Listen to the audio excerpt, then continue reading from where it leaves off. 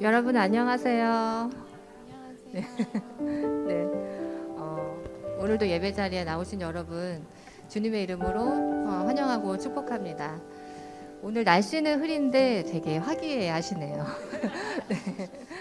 오늘도 우리 예배 가운데 전능하신 하나님께 우리의 모든 생각과 마음을 또 내려놓고 겸손한 마음으로 또 주님의 말씀을 듣는 귀한 시간 되시기를 축복합니다. 함께 찬양하겠습니다.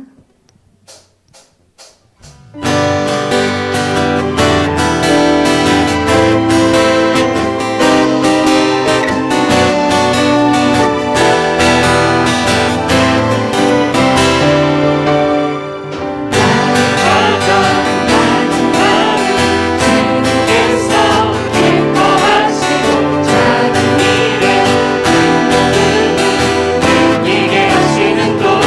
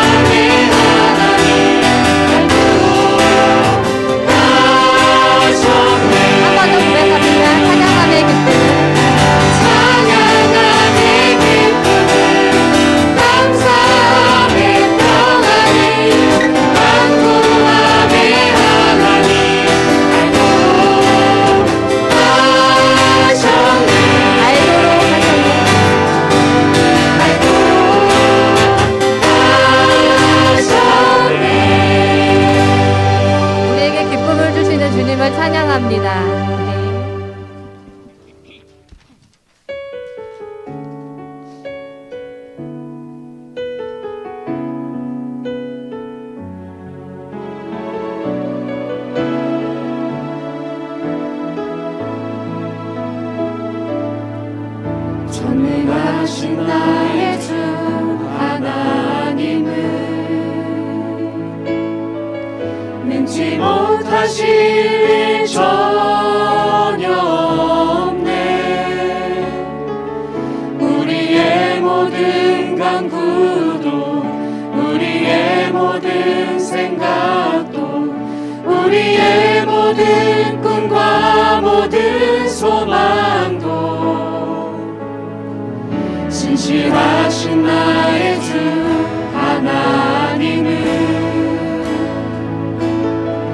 우리의 모든 괴로움 바꿀 수 있네.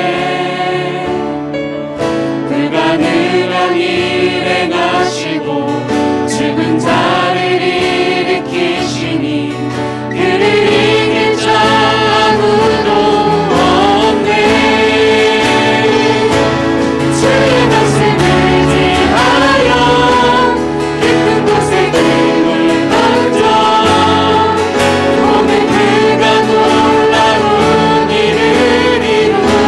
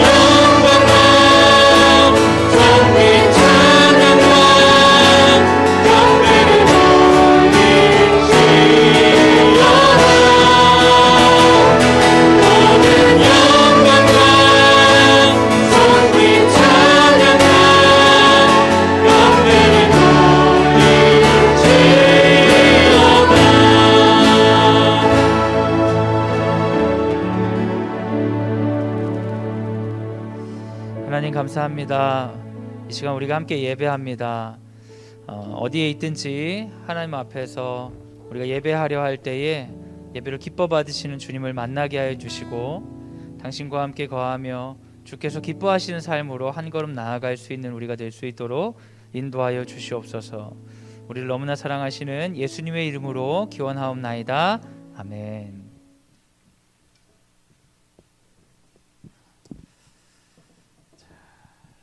안녕하세요. 네, 안녕하세요. 오늘 아침에 날씨가 엄청 많이 추워졌네요. 그죠? 네. 감기 걸리지 않으시도록 조심하셔야 될 것 같아요. 우리 교육표 같이 한번 읽어주세요. 시작. 성령이여 새날을, 성령이여 새 힘을. 네. 오늘 우리에게 주시는 하나님의 말씀은 로마서 12장 1절 같이 한번 읽겠습니다. 시작. 그러므로 형제들아 내가 하나님의 모든 자비하심으로 너희를 권하노니 너희 몸을 하나님이 기뻐하시는 거룩한 산 제물로 드리라. 이는 너희가 드릴 영적 예배니라. 아멘. 제목을 한번 읽어주시죠. 시작. 감격이 넘치는 예배자가 되려면. 우리 지난주부터 우리 독서 모임을 시작하셨죠. 완벽한 부모는 없다. 책 제목을 제가 정확하게 알고 있는지 모르겠는데 부모님들이 독서 모임을 시작하신다고 하는데 그 책을 제가 안 읽어봤어요. 그래가지고 뭔가 좀 민망하더라고요. 부모님들은 책을 읽는데 제가 안 읽으면 안 될 것 같아서 얼른 읽어봤습니다. 그래서 다 읽으면서 이렇게 이 저자가 생각하셨구나. 정말 양육이 예배다 이런 내용이 되게 핵심적인 얘기였어요. 그래서 제가 많이 반성을 하고 진짜 예배가 돼야 된다 이런 생각을 하면서 나는 정말 양육을 예배로 하고 있는가 하면서 아주 깊은 반성을 했습니다. 정말 좋은 책이더라고요. 아주 신앙적인 책이더라고요. 아주. 그래서 반성을 하면서 예배가 무엇일까에 대해서 다시 한번 우리 좀 나누기도 하고 제 자신도 좀 이제 점검을 하고 싶다는 생각으로 예배에 대한 이제 말씀을 준비를 했습니다. 그리고 이 책을 읽으니까 주일 예배가 되게 좋았어요. 양육 예배다. 그러니까 예배를 엄청 잘 드리게 되더라고요. 그래서 제가 예배에 관한 설교를 이렇게 쓰다 보니까 어디서 많이 했던 것 같은 비슷한 느낌인 거예요. 그래서 생각해 보니까 예전에 했던 설교 중에 예배에 관해서 했던 거랑 내용이 되게 비슷하더라고요. 제가 써놓고 보니까. 그래서 아예 굳이 뭐 새로 쓸 필요가 있나, 예전 거 인쇄하면 되지. 그래가지고 한참 쓰다가 그냥 다 삭제하고 예전에 했던 원고를 인쇄해 왔습니다. 그래서 2014년 6월 8일에 했던 설교인데요. 뭐 그대로 하진 않겠지만 그래서 오늘은 원고를 가지고 좀 설교를 하려고 해요. 여러분 예배를 많이 드리셨죠?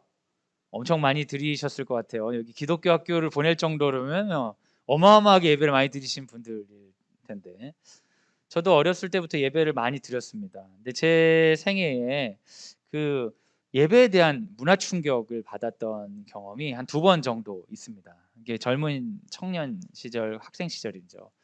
첫 번째는 고등학교에 와서인데요. 중학교 때까지 나름 교회를 다녔지만 특별히 교회를 다니는 의미를 잘 몰랐어요. 어머니께서 아버지는 교회를 안 다니셨고 어머니께서 교회 안 나가는 걸 참 슬퍼하시더라고요. 근데 거기에 굉장히 제가 죄책감이 있어가지고 그래서 교회를 다녔습니다. 너무 의미가 없었어요, 교회에서. 그리고 설교를 듣는 시간이 너무 괴로웠어요. 아무 의미가 없어가지고. 그래서 설교에 집중하면 뭐 좋다고 해가지고 집중하려고 제가 정말 이를 악물고 중등부 때 집중하려고 하는데 너무 딴 생각이 나고 너무 들을 수가 없는 거예요. 그래가지고 막 머릿속에 막 예수님을 상상해서 딴 생각을 막 부수는 막 그런 상상을 하면서 제 설교도 듣고 막 그러다가 어느 순간에는 포기했어요. 안 되겠다. 교회에 오는 게 너무 힘들다. 그래서 이제 예배 끝나고 혼자 영화도 보고 그냥 그렇게 편안하게 중등부 시절을 좀 보냈던 것 같아요. 그래서 제가 충격을 받은 게 교회에서는 별 충격을 못 받았는데 고등학교 신앙 동아리가 있었습니다. 기도 모임 하는 건데 일종의 선교단체 같은 거죠. 그 선교단체에 갔는데 너무너무 사람들이 기도를 열심히 하는 거예요. 진심을 다해서. 특별히 그때 당시에 저희 남자 학교이고 고3들은 머리를 다 빡빡 밀었어요. 그리고 남자 학교이기 때문에 저희가 옷을 잘 안 입고 다녔어요. 그냥 상의를 다 벗고 다녔어요. 그냥 약간 이제 원시인 그 이집트의 노예들 같이 막 다 그러고 다녔어요. 그냥 그때는 아무렇지도 않았어요. 선생님들도 다 남자 선생님이었고 여자 선생님 음악 선생님 한 분 계셨는데 아주 성질이 안 좋으셔가지고 인기도 없고 거의 뭐 남자들의 거의 그런 세상이었는데 그 우통 벗고 머리 민 형들이 미친 듯이 통성기도를 하는 거예요. 너무너무 애절하게. 이제 고3이니까 인생 망칠까 봐 기도를 엄청 하는 거죠. 근데 저는 뭐 그런 건 잘 모르고 중학교 3학년 때 왔는데 거기서 약간 영적인 열등감을 느낀 거예요. 아니 저 별것도 아닌 것들이 저렇게 열심히 기도하고 나는 사실 기도 한마디도 할 게 없는데 굉장히 큰 충격을 받았죠. 그때 그런 영적인 열등감 때문에 제가 하나님을 찾은 것 같아요. 그렇지 않아도 인생도 재미없고 의미도 없는데 쟤네들은 뭔가 이렇게 열심히 하잖아요. 그게 참 부러워 보였던 것 같아요. 저는 별로 열심히 하는 게 없었던 것 같거든요. 그래서 저도 기도하려고 애쓰다가 이제 기도의 문이 열린다고 하죠. 열정적으로 같이 기도하게 하면서 그 성령을 체험하면서 너무 행복해졌어요. 그때 너무 행복해져가지고 삶의 큰 방향을 틀었죠. 이제 내 삶은 오직 주님께만 바치고 선교의 영광이 있으면 좋겠다 하고 교회에서 살고 싶고 거의 뭐 정신병자 같이 돼가지고 그래서 학기 초에는 그냥 멀쩡한 아이였는데 그 학교 들어가고 2학기 정도 돼서는 이 동네 그 학교에서 좀 유명한 광신도 같이 이렇게 열심히 다니는 아이로 그리고 뭐 고2 고3 때는 이제 막 애들 데리고 막 기도시키고 막 붙잡고 막 이런 또라이로 이제 전락하게 되었죠. 그 예배가 제가 전혀 연고가 없고 집안에 목사도 하나도 없는데 신학교를 가게 한 것 같아요. 집안에 연고가 있고 만약에 목사님들이 많았다면 안 갔을 것 같아요. 그 내용을 몰랐기 때문에 이제 인생 역전을 생각하면서 제가 목사가 된 것 같아요. 그리고 나서 두 번째 예배에 대한 문화 충격은 제 친구 중에 예수전도단에 아예 깊게 빠져 있는 친구가 있었어요. 그 농담으로 방언을 하는 말하다가 막 방언하고 막 정말 그 이상한 아이죠. 근데 그 친구를 따라서 그 예수전도단 화요 모임 그런 데 갔었어요. 여러분들 그런 거 보셨는지 모르겠어요. 캠퍼스 워십 뭐 이런 거 해가지고 막 가면 그때 순복음교회 어디 지하로 돼 있는 순복음교회에서 했던 것 같은데 막 사람이 그렇게 많아요. 지금은 그렇게 하라고 하면은 못 모일 텐데 기도하고 막 하는데 저한테 되게 충격을 줬던 한 여성분이 있는데 그분이 저희 학교 선배였어요. 여자분인데 전혀 여성으로서의 매력을 발견할 수 없는 인권운동하는 분 같이 생겨가지고 치마도 긴 롱치마를 입고 항상 우울해 보이는 누나였어요. 근데 그 누나가 예수 좋은 내 친구 찬양을 하는데 이렇게 펄쩍펄쩍 뛰면서 막 찬양하는 거예요. 너무 신나게. 근데 그게 저는 너무 웃겼어요. 그 세상 우울하고 그 사람이 막 웃으면서 펄쩍펄쩍 뛰는데 야 진짜 너무너무 웃긴 거예요. 그래가지고 저랑 열심히 같이 다니는 그 친구 예수전에 빠지는 걔한테 맨날 그거 갖고 놀렸어요. 걔만 보면 예수 좋은 내 친구 이러면서 막 조롱하고 지금 그랬죠. 그러다가 이제 그 조롱하면서 계속 다니다 보니까 저도 비슷하게 돼가지고 같이 뛰고 그래서 어느 날 장신대에서 예배를 드리는데 2,000명 정도 학생이 이렇게 예배를 드리고 있는데 그 예수전에 그 친구랑 같이 돌아다니니까 어느 날 찬양을 하는데 막 감동적인 거예요. 그래서 서로 이게 약속도 하는데 눈이 탁 마주쳤어요. 그러면서 일어날까? 그래. 그래서 둘이 일어나서 막 찬양을 한 거예요. 2,000명 중에 아무도 안 일어났는데 둘만. 이게 어떤 면에서는 이제 예배라기보다는 좀 튀고 싶어서 그런지도 모르겠어요. 근데 그때는 너무 좋았어요. 예배 끝나고 사람들이 물어보더라고요. 왜 일어났냐고. 그래서 제가 그랬어요. 왜 예배나 드리지 왜 나를 보고 있었냐고.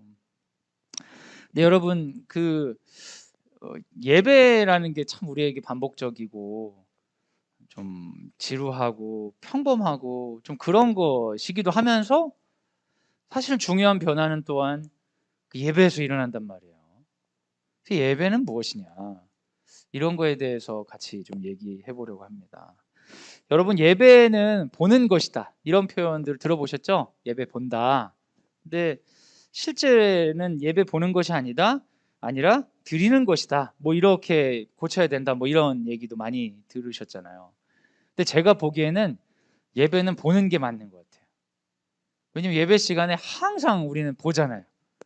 이렇게 성가대원들이 오늘 뭐 파마한 사람은 없는지, 찬양팀 오늘 스타일이 좀 어떤지, 어머 저분 다쳤나 보네, 기부스하고 나오셨네. 막 우리 계속 보잖아요. 그러니까 예배시 계속 본다고요. 막 무슨 부목사님 막 이렇게 뛰어가면 뒤에 뭔 일 있나 이렇게 보기도 하고, 어?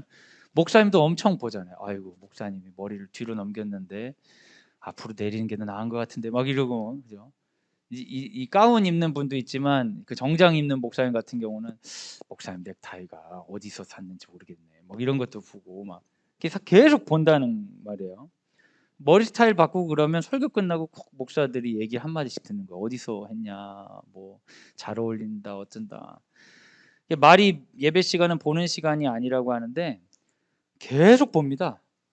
계속 봐요. 그걸 우리가 어떻게 할 수 있냐면 방송실에서 실수를 한번 하잖아요. 예배 시간에 자막이 잘못 나오거나 그러면 수많은 성도들이 방송국에서 봉사하는 사람한테 가서 욕을 해요. 그러면 어떡하냐고. 다 보고 있는 거예요. 틀린 기만 이제 계속 하는 거죠. 한 100번은 듣는다고 그렇습니다. 그래서 여러분, 예배가 보는 것이라고 우리가 생각할 수 있는데 그게 아니라 드리는 것이라고 계속 전환을 하라고 한다는 거예요. 근데 예배 시에 드리는 게 뭐가 있어요? 우리가 헌금 드리나요? 근데 저는 헌금 안 드린 지가 오래됐어요. 다 계좌이체. 그러니까 실제 헌금을 안 드린 지가 오래됐어요. 헌금을 제가 하고 있는지를 모르겠어. 네, 숫자만 가니까. 예배 시간에 제가 드리는 게 뭐 있을까? 그러면서 제가 그냥 개인적으로 생각하는 게, 이게 예배 신학적으로 봤을 때는 예배를 보는 것은 좀 문제가 있다. 좀 예배는 드린다고 하기엔 드리는 게 하나도 없다. 그래서 저는 아예 좀 새로운 방식으로 예배는 보이는 것이다, 이렇게 이해했을 때 좀 더 예배답게 드릴 수 있지 않을까, 그런 생각을 여러분하고 나누고 싶어요. 그래서 한번 이렇게 써봤는데요. 같이 한번 읽어주세요. 시작. 예배는 보이는 것입니다.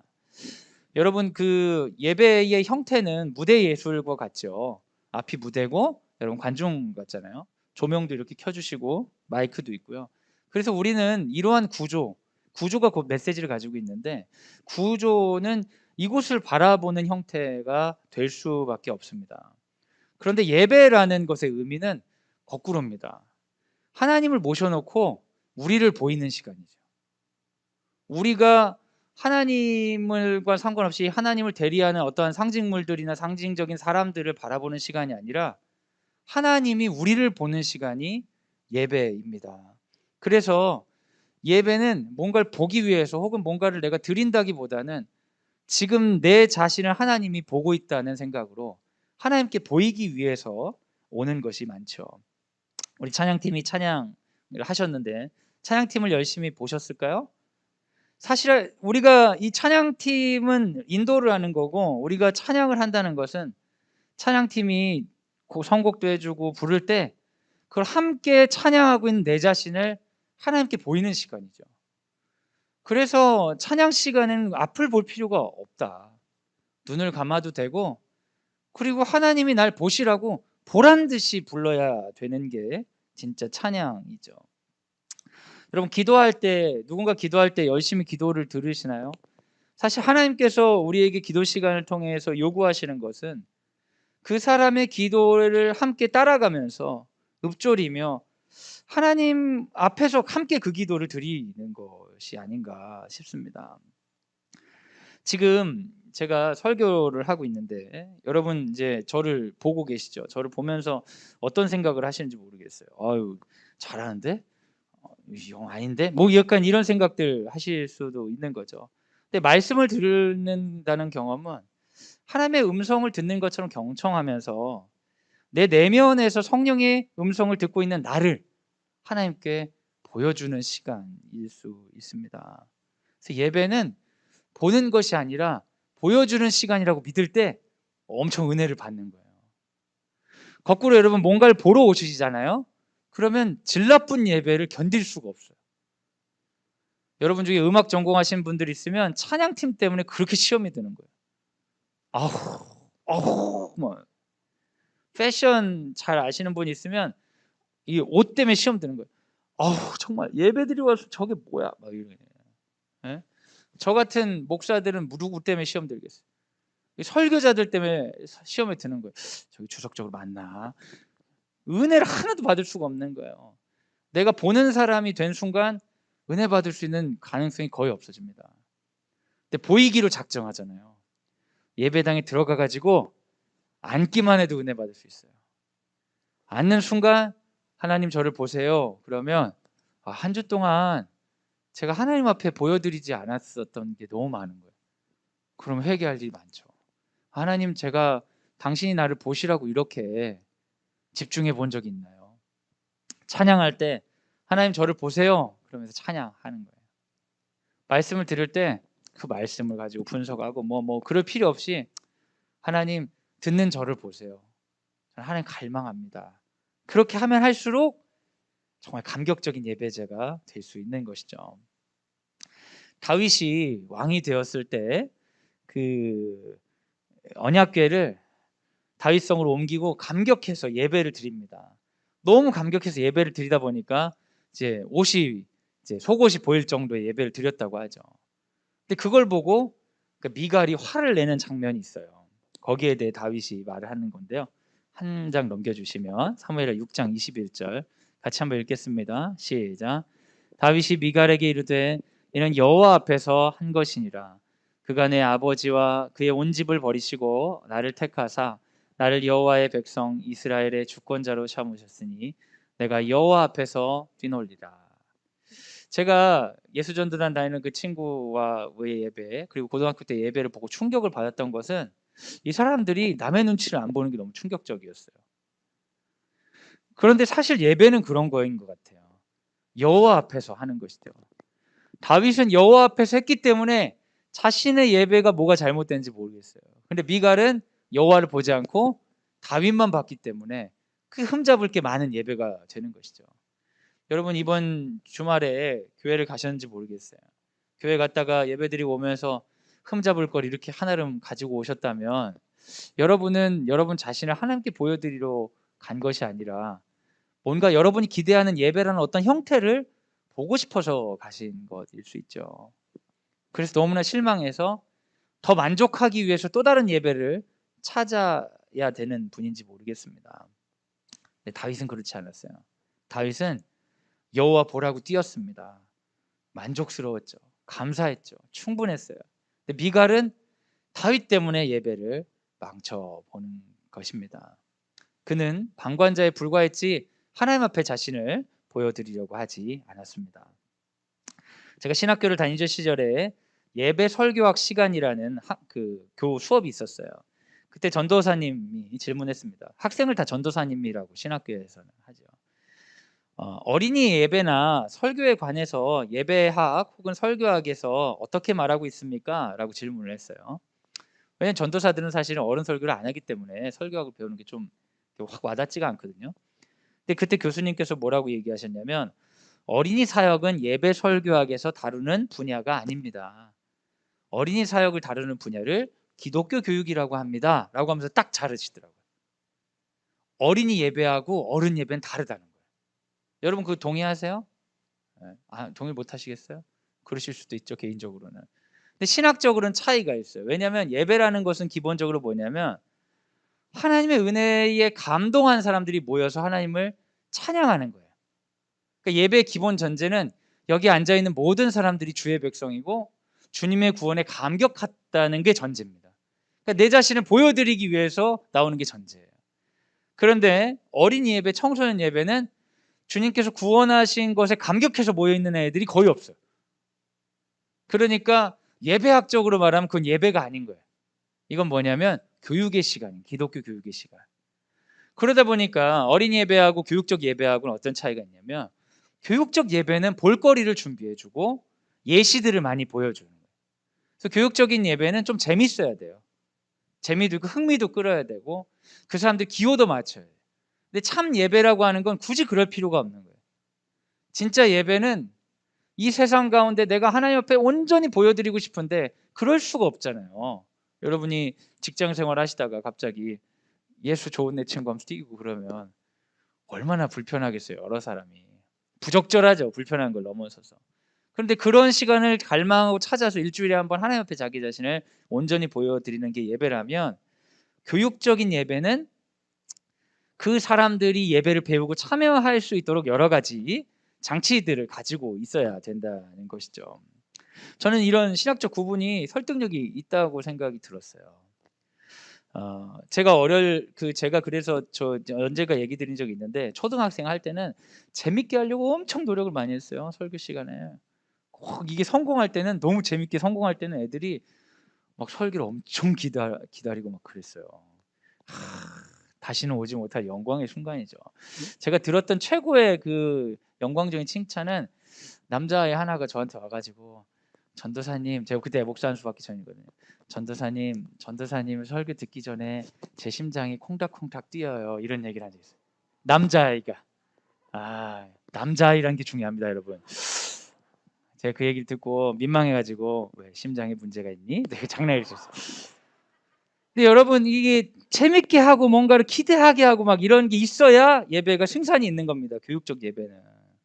왜냐면 보러 오기 때문에 그렇거든요. 그런데 진짜 예배는 사실 그게 별로 중요하지가 않아요. 보여지는 내가 중요하고, 내가 보여질 수 있도록 방해하는 게 없는 게 더 중요해요. 더 집중할 수 있으면 돼요. 예배에 다른 사람들이 내가 하나님께 집중할 수 있도록 부수적인 역할만 하면 되는 거지, 그 사람들이 예배의 중심이 될 수 없는 거죠. 하나님만 오직 중심이니까요. 그런데 요즘에 이제 교회들의 어쩔 수 없는 한계에는, 우리가 기독교 국가가 아니고 우리는 항상 선교적인 어떤 예배를 지향해야 되기 때문에, 진정한 예배를 드리기 위해서 예배를 오픈해 놓고 당당하게 모으기보다는 새로운 사람들이 항상 참여할 수 있는 그런 예배를 기대하는 거예요. 그러다 보니까 어른들의 예배도 그런 참여할 수 있는 장치들이 많이 들어갈 수밖에 없는 거죠. 이왕 노래를 할 거면 잘해야 되고, 이왕 앞에 쓸 거면 인물도 좋은 사람이 서야 되고, 이왕 보여줄 거면 깨끗하게 잘 보여주고, 그러니까 예배의 부수적인 것들에 대한 강조가 교육적 예배가 아님에도 불구하고 일반 예배도 굉장히 많은 거예요. 근데 그런 거에 익숙하다 보니까 우리는 보이는 것이 불만이 있을 때 예배에 대한 평가를 너무 많이 하게 되는 거죠. 예배의 본질로부터 벗어나게 되는 것입니다. 그러다 보면 어떻게 되냐면, 더 과도하게 더 많은 사람이 참여할 수 있는 그런 예배를 만들려고 하다 보면 성도들이 무엇에 만족하는지에 예민하게 됩니다. 그럼 더 예배가 공연 비슷하게 되는 거죠. 일종의 경영학의 논리가 들어오면서 성도들을 하나님 앞에 자기 자신을 보여드리기 위해서 나아오는 자가 아니라 예배를 소비하기 위해서 나오는 예배 소비자로 만들어 버리는 경향이 생기는 것입니다. 그런 경향의 결과물은, 이 예배를 통해 나는 오늘 만족하겠다라는 마음이에요. 오늘 만족하고 싶어서 왔는데 별로네. 마치 공연을 보러 오는 것 같은 거죠. 그런데 여러분, 그건 진짜 거꾸로입니다. 예배는 중요한 건 나의 만족이 아니라 내가 하나님 앞에 보여드려지는 거예요. 찬양하는 내 모습, 기도하는 내 모습, 그리고 말씀을 들으면서 생각하는 나의 모든 것들이 하나님께 보여지는 시간, 온전하게 집중해서. 그렇게 하나님께 보여졌을 때 드러나는 나의 죄악을 회개하고, 그렇게 보여졌을 때 깨닫게 되는 은혜에 감사하고, 그리고 내 삶 전체가 이렇게 하나님께 보여드려지는 삶이었으면 좋겠다는 소원을 가지고 돌아갈 수 있는 게 예배인 거죠. 그래서 예배는 사실은 만족보다 멈춰서는 경험들이 더 필요합니다. 내가 지금 잘 살고 있나? 방향이 틀어지진 않았나? 이런 경험이 많으면 많을수록 더 우리가 예배에 닿을 수 있는 것입니다. 우리 모두 다 마찬가지죠. 우리도 너무나 만족하고 싶습니다. 저도 그래요. 저도 막 너무 예배에 만족하고 싶어가지고 어쩔 때는 정말 진짜 아니다 막 이런 느낌이 들 때가 있습니다.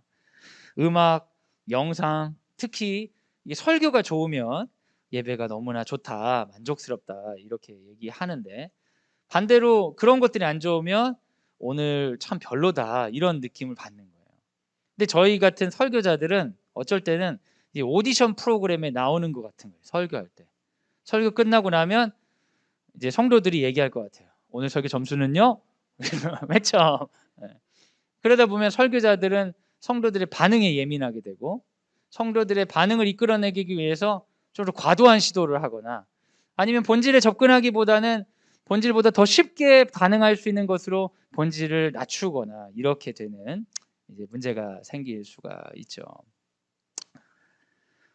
그러다 보면 사람들은 더 노력하는 설교자, 더 만족을 주는 설교자, 그런 교회를 향해 심지어 교회를 옮기기도 합니다. 저쪽 예배가 더 좋아요. 이런 표현을 서슴없이 하기도 하죠. 교회를 옮기진 않더라도 목회자를 연예인처럼 평가하는 분들도 있죠. 우리 목사님은 이런 분이다.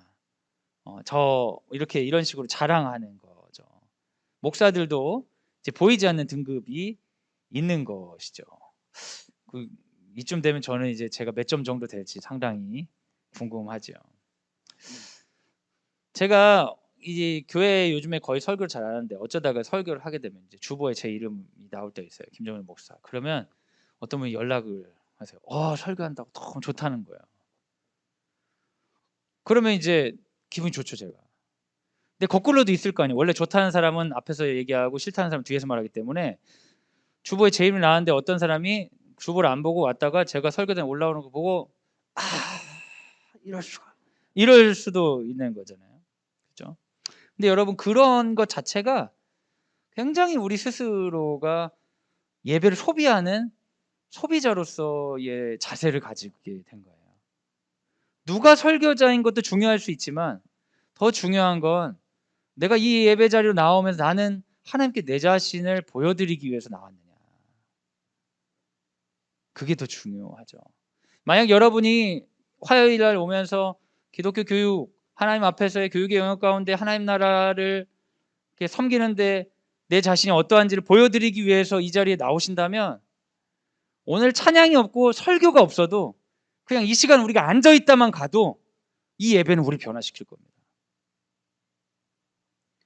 우리가 매일매일 아침에 묵상을 하는데 그 묵상을 통해 또 다른 목적이 있는 것이 아니라 하나님 앞에 이 말씀으로 내 자신을 들여다보는 시간, 보여드리는 시간을 우리가 갖는다면 그 자체가 우리에게 놀라운 삶의 의미를 허락할 것입니다. 그래서 여러분 오늘 예배가 저 때문에 망쳤다고 하시는 분이 있으면 안 됩니다. 그렇다면 여러분 회중의 만족이 아니라면 이 예배에서 결국 우리를 열심히 보여드려서 얻고자 하는 이 예배의 목적은 무엇입니까? 한 장 넘겨주세요. 어머니 너무 센스 있으시네요. 어떻게 하셨어요? 고개만 돌려도 같이 한번 읽어주세요. 시작. 예배의 목적은 하나님의 기쁨입니다. 그렇게 우리를 보여드리고자 하는 우리의 목적은 뭐냐면 하나님이 기뻐하시는 거예요. 여러분 월드컵 시즌이 이제 시작됐어요. 하지만 월드컵 열풍이 우리 집에 들어오지를 못하는 거예요. 우리 중학생들 시험 기간이에요. 제가 월드컵의 열풍을 받아들이는 순간 모든 식구들이 받아들일까 봐 볼 수가 없어요. 볼 수가. 아무것도 못 보고 있어요. 시험이 끝나면 월드컵이야. 여하튼 월드컵을 하면 선수들이 몇 명이나 뛰시죠, 여러분? 필드에 11명이 뛰잖아요. 열심히 뛰고 골키퍼가 12명이 이제 뛰는데 어떻게 보면 그 사람들의 뛰는 게 그 한 사람만 보면 특별한 목적이 없는 것처럼 보일 수 있어요. 계속 이쪽에서 이쪽 사이만 계속 왔다 갔다 뛰는 거예요. 한 번씩 공 올 때 왔다 갔다 뛰는 거예요. 그 사람의 행위를 봤을 때는 전혀 이해가 안 되는데 전체 팀으로 봤을 때 그 사람은 전체의 승리를 위해서 되게 중요한 역할을 하고 있는 거죠. 우리가 하는 예배에도 그렇습니다. 우리가 하나님께 우리 자신을 보이는 모습 각자 봤을 때는 그게 무엇일까 싶지만 그것의 목적은 하나님의 기쁨이 있습니다.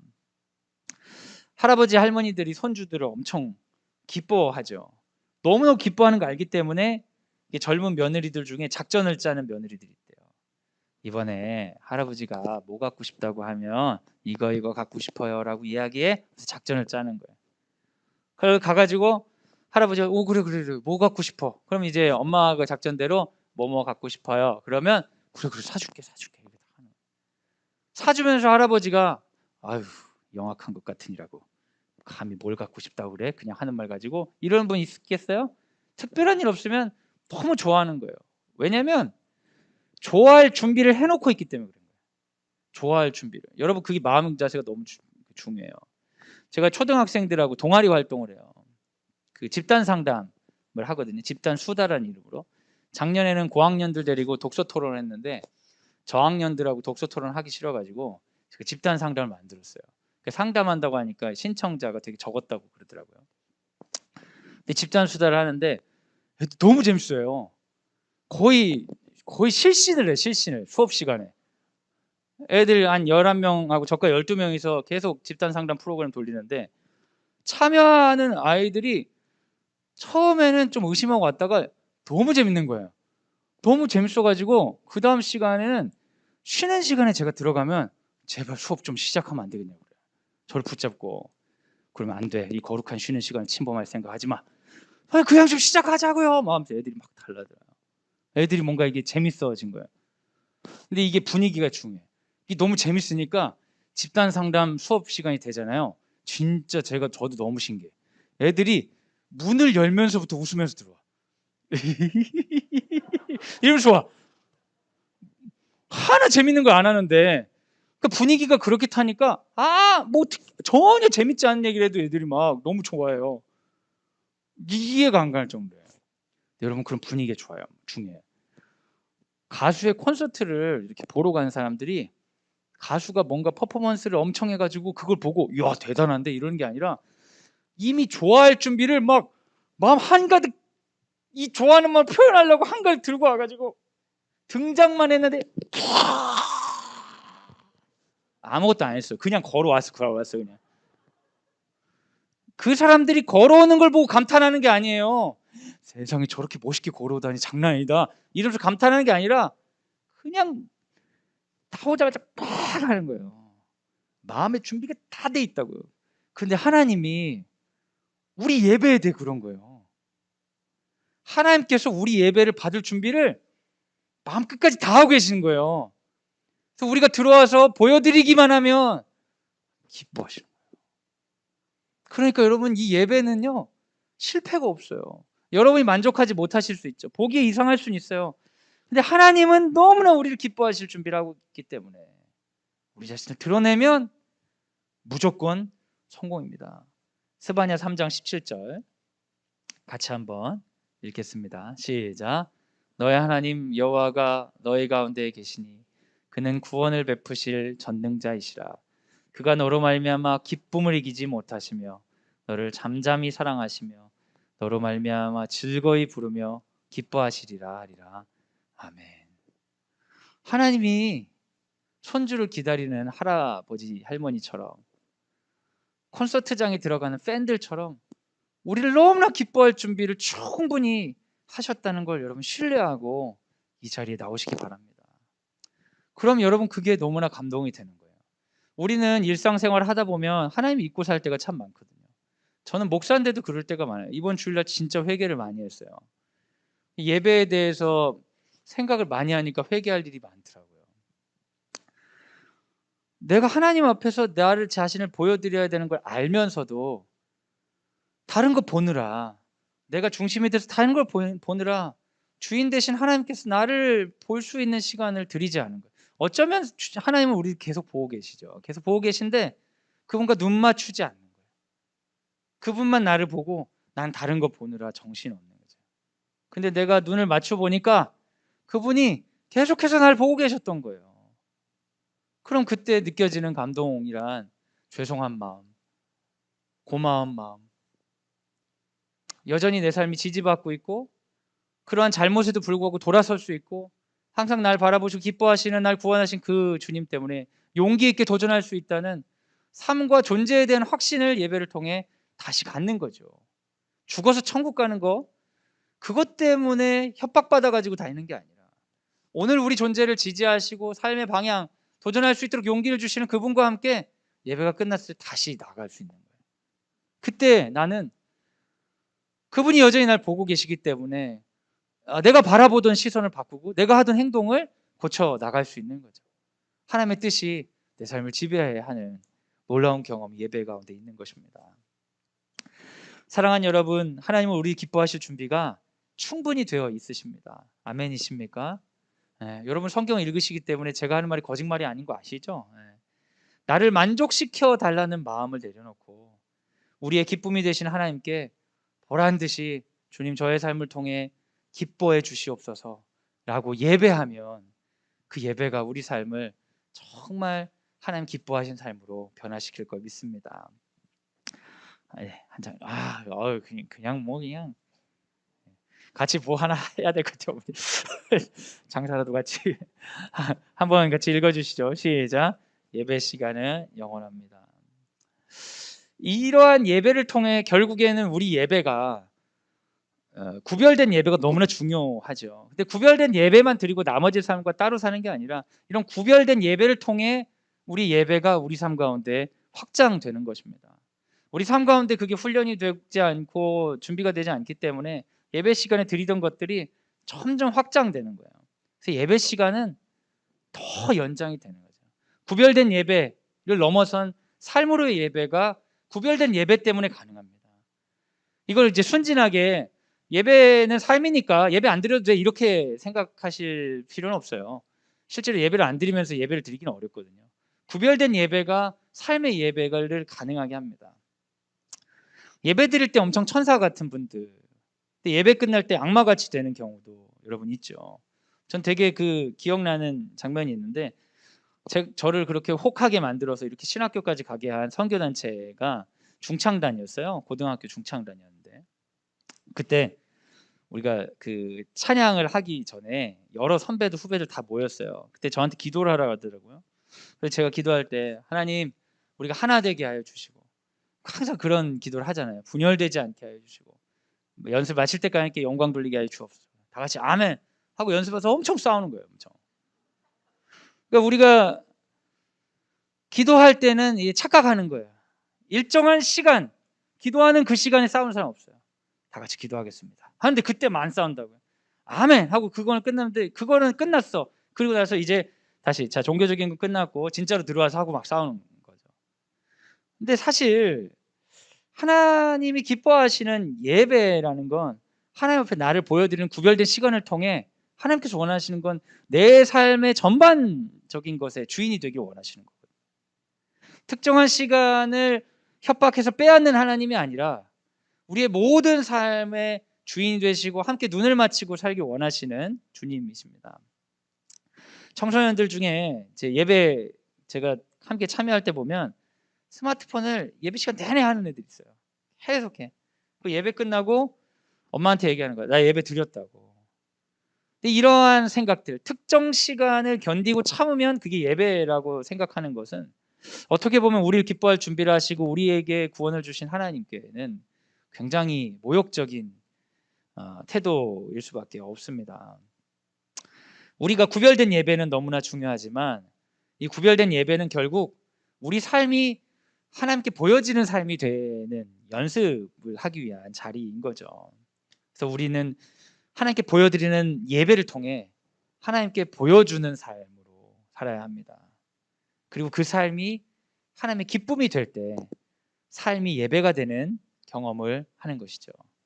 그래서 예배는 공간과 시간에 매여져 있는 특정한 구별된 의식이 중요하지만 그것을 넘어서서 내 삶의 전반적으로 드리는 하나님께 보여지는 나의 삶과 하나님께서 기뻐하시는 승인받는 삶의 경험들이 예배의 전반이라고 할 수 있겠죠. 그래서 예배 시간은 영원합니다.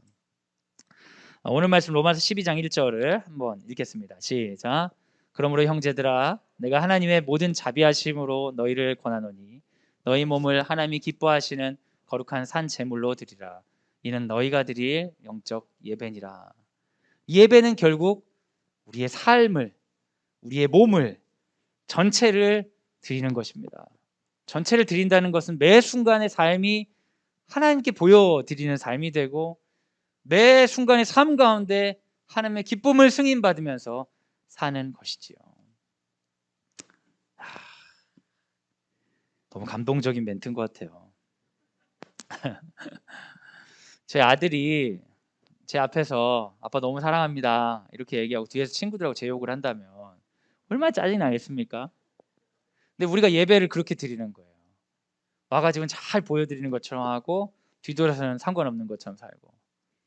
저는 제 아이가 앞에서는 아빠라고 하고 돌아서는 내 아빠 아니라고 하는 게 아니라 언제든지 저를 아빠로 불렀으면 좋겠습니다. 하나님께서 저희에게 기대하시는 것도 그런 것이죠. 주님은 우리에게 예배 가운데 말씀하십니다. 내가 너를 기뻐하겠다. 근데 이 기뻐하겠다는 음성을 항상 기억하면서 주님이 기뻐하실 일들을 시도하는 그러한 삶을 살 때 감격에 넘치는 예배 우리가 드릴 수 있는 것이죠. 주님은 우리를 감격적으로 기대하십니다.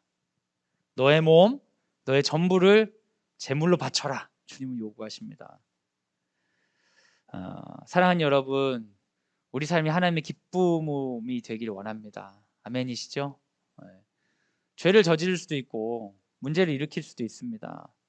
그게 정말 심각한 문제일 수도 있습니다. 그때 하나님이 나를 바라보고 계셔요. 그럼 그분을 바라보면서 그분의 기쁨이 된다는 건 무엇입니까? 죄와 악을 철저하게 갚아 나가는 거예요. 도망가지 않고 책임지는 태도를 보이는 거예요. 얼마나 하나님 기뻐하시겠어요? 여러분, 우리의 연약함이 드러나는 순간이 너무나 많죠. 근데 우리는 감추려고 하고 아닌 척하려고 하고 위력으로 덮으려고 하는데 그걸 주님이 바라보신다고요? 그때 내 모습을 보여드리는 거예요. 감추려고 하고 피하려고 하고 위력으로 덮으려고. 다윗이 그랬었죠. 밧세바와의 범죄를 그런 식으로 처리하려고 했잖아요. 근데 그가 예배를 드리지 못하니까, 삶 가운데 예배를 드리지 못하고 자기 자신을 감추고 자기가 주인이 되려고 하니까 하나님께서 나단을 통해 예배하게 하시는 거예요. 다 보고 있어. 내가 널 다 보고 있어. 지금 내가 너를 기뻐할 수가 없어. 내가 널 보고 있어 라고 이야기하니까 다윗이 어떻게 했어요? 눈물을 흘리며 회개하고 받아들이겠다고, 보시라고, 내 깊은 곳까지 다 보시라고. 맞다, 난 아무것도 없다고, 아닌 척했지만 이게 전부라고 눈물 흘리고 자기가 했던 잘못에 대한 그 대가를 다 치러냈죠. 그러면서 그는 뭘 얻게 됩니까? 사람들로부터 명망도 잃게 되고 자기 자식도 죽고 결국엔 쿠데타도 일어나고 그 가운데 동정도 얻지 못하는 어려움에 처했지만, 그렇지만 그가 얻은 건 무엇입니까? 나를 바라보고 계시는 주님의 기쁨을 다시 얻은 거예요. 삶이 당당해지는 거예요. 사랑하는 여러분, 우리가 참으로 예배할 때 삶의 품격이 있어집니다. 그 품격은 남들에겐 눈치채지 못할 만한 일일 수 있어요. 전혀 별로 품격 없어 보일지 모르지만 하나님이랑 함께 사는 삶이기 때문에 죄와 벗하지 아니하고 나보다 더 높은 것을 꿈꾸지 아니하고 내 존재를 사랑하고 내 존재의 연약함을 받아들이고, 그런 사람이 비로소 누군가도 용서할 수 있는 거죠. 자기를 용서하지 못하는 사람은 남을 용서할 수 없어요. 여러분, 우리 하나님의 기쁨이 됩시다. 그걸 위해 보여드립시다. 찬양할 때 더 뜨겁게 합시다. 갈망하며 기도합시다. 그리고 말씀을 들으며 영적인 방향을 잡읍시다. 저한테 상담을 하러 오시는 어른들 중에 말씀의 은혜가 안 된다고 그런 분들이 있어요. 그런 얘기를 들으면 저는 아주 부담스러워요. 저도 말씀하는 사람이잖아요. 누군가 이러겠구나. 그럴 때마다 제가 얘기합니다. 성경 읽으라고. 설교는 젊은이들을 위한 것이라 생각하고 성경 읽으시라고. 나이가 그렇게 들어가지고 왜 계속 이제 권사님보다도 더 젊은 목사님들 설교가 존내 맞네 하고 있으면 어떡하냐고. 신앙 연수도 있으신 분이 성경 읽으시라고. 여러분, 취향이 안 맞는다고 예배 못 드립니까? 그건 뭔가 좀 우리가 다른 생각입니다. 그 나이 드신 분들은 목사님들 젊어지면 다 그렇게 마음에 안 든다고 하더라고요. 그러면 나이 든 목사님하고 같이 이렇게 그냥 노인교회를 만들어서 같이 이렇게 한 명씩 돌아가셔야지. 여러분, 우리의 취향을 만족시키기 위해서 교회를 바꾸려고 하기 시작하면 아무도 만족할 수 없어요. 그런 태도들이 목사들을 불안하게 만들고 자기 편을 만들게 만드는 거예요. 어느 누구도 서로가 편이 될 필요가 없어요. 교회는 하나님만 주인 될 수 있다. 하나님께 집중하는 것이 우리의 참 예배입니다. 우리의 가정, 우리 직장, 사회 속에 들어가서 하나님의 기뻐할 만한 모습을 보여드립시다. 예배는 끝없이 이어지는 삶입니다. 감격이 넘치는 예배자가 되고 싶으십니까? 예배당이 아닌 여러분의 삶 현장, 그곳에서 묵묵히 예배자가 되시기 바랍니다. 참 예배는 감격이 넘치는 예배자가 있는 그곳에서 이루어집니다. 그래서 제가 예전에 2014년에 이러고 나서 찬양을 안 했더라고요. 이거 어머니께 반주 부탁드리면 가능하실까요? 너무 잘 쳐주셔가지고 제가 사전에 악보도 안 드리고 그냥 막 요구했는데. 감사합니다. 그래서 우리 같이 한번 찬양하면 좋겠습니다. 아무도 예배하지 않는 그곳에서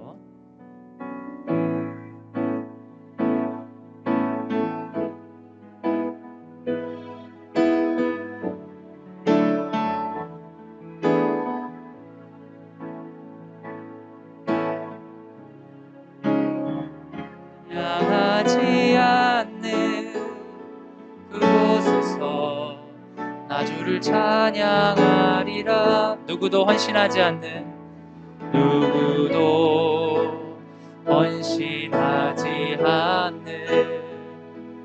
그곳에서 주께 헌신. 주님이 지금 우리를 보고 계십니다. 우리 주님 앞에 찬양합시다.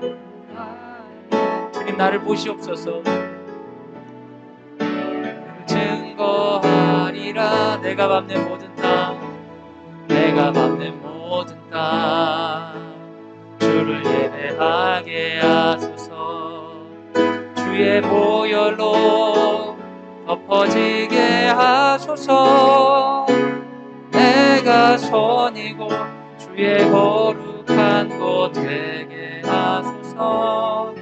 주의 향기로 물들이소서. 내가 밟는 모든 땅, 내가 밟는 모든 땅, 주를 예배하게 하소서. 주의 보혈로 덮어지게 하소서. 내가 선이고 주의 거룩한 곳 되게 하소서. 주의 향기로 물들이소서.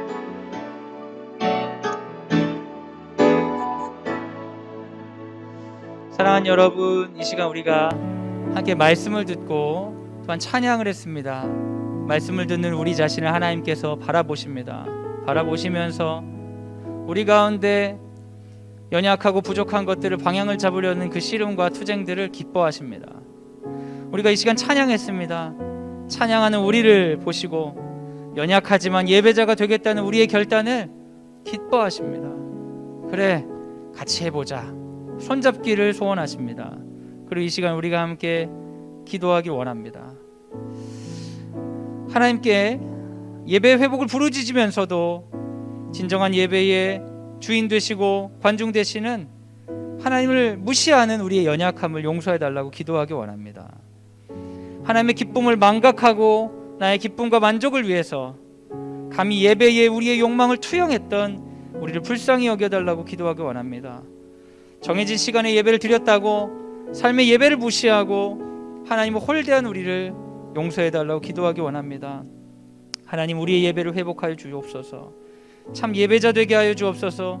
그래서 우리의 예배를 통해 하나님 기뻐하시고 예배가 없는 곳에서 하나님께 예배하는 역사들이 퍼져나갈 수 있도록 인도하여 주옵소서. 이 시간 함께 기도하도록 하겠습니다. 함께 기도하겠습니다. 사랑하는 여러분, 이 시간 우리의 자녀 양육을 위해 우리 기도하도록 하겠습니다. 제가 그 책을 읽어보니까 완벽한 부모는 없다. 그 책을 읽어보니까 자녀 양육을 위해서 제일 회복해야 될 것은 예배라고 하더라고요. 정말 황당한 얘기라는 생각이 들었습니다. 하지만 우리 같이 믿는 자들에겐 그건 또한 굉장히 의미 있는 이야기인 것 같아요. 우리가 예배한다는 마음으로, 하나님이 우리를 보신다는 마음으로 자녀 양육할 때에 그때 비로소 우리를 기뻐하신 주님 때문에 그 자녀들을 용서할 수 있고, 그때 비로소 나를 바라보신 주님과 눈 맞추면서 내 안에 자녀를 향한 왜곡된 이야기들을 스스로 발견할 수 있으리라는 것을 좀 알게 되었습니다. 우리가 좀 같이 기도할 때 주님, 자녀 양육 너무 어렵습니다. 주님과 눈 맞추며 주님 기뻐하시는 양육할 수 있도록 자녀 양육 가운데의 예배를 회복시켜 주시옵소서. 자녀 양육과의 예배를 회복시켜 주시옵소서. 우리 가운데 은혜를 더하여 주시옵소서. 주님께서 개입하여 주시옵소서. 함께 기뻐하는 주님으로 더불어 우리 자녀들 기뻐하면서 그들과 눈 맞추는, 그들에게 하나님의 모습을 보여주는 부모로서 우리에게 능력을 더하여 주시옵소서. 이 시간 사랑하는 자녀들을 축복하면서 자녀 양육 가운데 하나님께 힘을 더하여 주시라고 이 시간 함께 기도하도록 하겠습니다. 같이 기도하겠습니다. 사랑하는 여러분, 우리 사랑하는 우리 교사들을 위해 기도하기 원합니다. 교사들이 광성 드림학교를 선택할 때는 그들이 이 깊이를 이해했는지 아닌지는 모르지만 나의 직업을 예배로 드리고 싶습니다라는 고백으로 이곳에 들어온 것입니다. 하나님께서 광성 드림학교에서 직장생활하는 교사들과 우리 모든 직원들을 통하여서 이런 것들을 가르쳐 주시기 원합니다. 그들의 삶이 예배가 되게 하여 주시고 그들을 기뻐하시는 주님으로 말미암아 가르치고 행정하고 돕는 광성 드림학교 교직원들 될 수 있도록 우리 기도합시다. 그것으로 말미암아 사랑하는 우리 자녀들이 하나님 앞에서 사는 훌륭한 모델로서 우리 부모님과 또한 학교를 소중한 기관으로서 품을 수 있도록 우리 교사들과 교직원들 위해 시간 함께 기도하도록 하겠습니다. 같이 기도하겠습니다. 사랑하는 여러분, 이 시간 우리 학교 행사를 위해 기도해 주시기 바랍니다. 우리 중등과정과 우리 고3들 시험 봅니다. 잘 보고 그 과정을 통해 성장할 수 있도록 기도해 주시고, 학교에 있는 이제 현장 학습 또한 있습니다. 우리 6학년들 1학년 우리 이제 그 주말 목요일 날 목금 해서 6학년 가고요. 목요일 날 초등학교 1학년 가는데 잘 다녀올 수 있도록 기도해 주시고, 우리 학생들이 있는 각자 그 학년의 학사 일정들 가운데 주님 보호하여 주셔서 주께서 기뻐하시는 그런 학교 일정 될 수 있도록 함께하여 주옵소서. 이 시간 학교 일정을 위해 함께 기도하도록 하겠습니다. 같이 기도하겠습니다. 사랑하는 여러분, 이 시간 우리 학교 운영진들과 그리고 기독교 교육을 위해 함께 기도해 주시기 바랍니다. 교장 선생님과 교감 선생님 그리고 행정실장님을 비롯한 우리 행정팀, 관리팀 그리고 조리팀, 미화팀 하나님 안에서 선포되는 말뿐만 아니라 행위 가운데 예배로서 행동 가운데 원리가 기독교적으로 운영되는 학교 될 수 있도록 기도해 주시기 바랍니다. 우리 학부모님들을 통한 기독 학부모 운동이 멈추지 않고 이어질 수 있도록 기도해 주시기 바랍니다. 기독 학부모 운동은 결과로서 신앙 좋은 사람과 성취 좋은 사람을 만들어내는 것이 아니라 내 삶을 교육의 영역 가운데 하나님께서 승리하셨음을 선포하는 가정들입니다. 우리 각 가정 가운데 그런 일들이 일어나게 하여 주시고, 우리 독서 우리 하는 모임 시작되었는데 하나님께서 은혜 베풀어 주셔서 우리 가정 가운데 하나님께서 역사하시는데 더 풍요로운 재료로 사용될 수 있도록 모임 가운데 은혜를 더하여 주시옵소서. 이 시간 함께 기도하도록 하겠습니다. 제가 기도하고 축도로 예배를 마치도록 하겠습니다. 하나님 감사합니다. 감격이 넘치는 예배자로 우리를 불러주신 주님을 찬양합니다.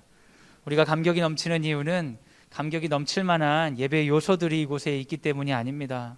찬양이 감동적이거나 우리 함께 교제하는 사람들이 감동적이거나 기도가 감동적이거나 설교자가 감동적이어서가 아닙니다.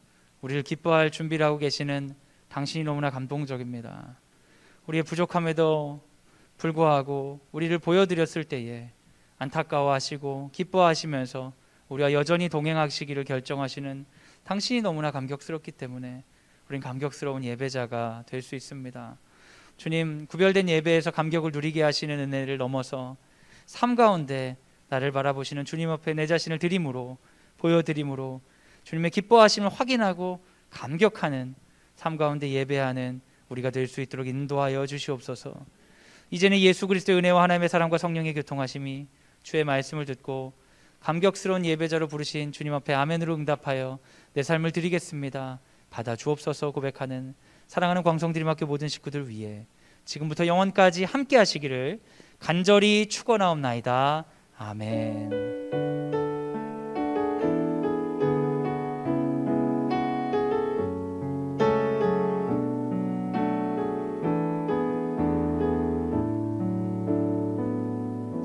하나님께 영광의 박수를 올려드리겠습니다.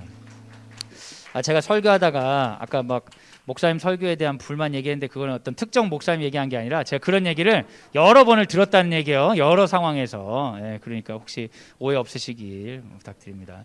생각해 보니까 제가 그런 오해를 하실 수도 있을 것 같아요. 살면서 그런 얘기를 많이 들었다.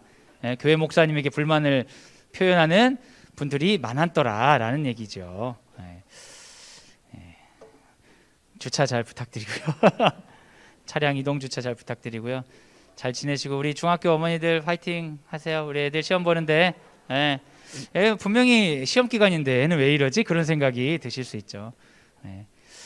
기도하는 마음으로 훈계하시고 공부시키시길 네, 바랍니다. 다음 주에 뵙겠습니다. 감사합니다.